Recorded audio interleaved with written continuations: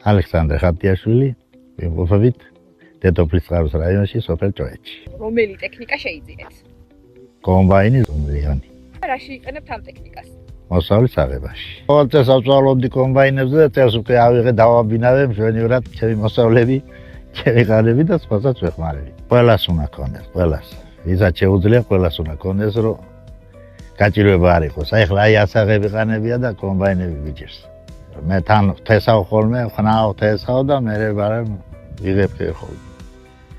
ბევრია, სამუშაო ბევრია და უცბად შემოვიდა განა და ამინდებს ეშურება ხალხი და ყველას ეჩქარება. ბევრია რომ იწები აქ თქვა 50 გექტარად, მაგრამ კომბაინი არ აყავდა და ქირაობენ. ყველა სოფელში უნდა იყოს ერთი 5-10 კომბაინი უნდა იყოს, რომ არ აჭირდეს.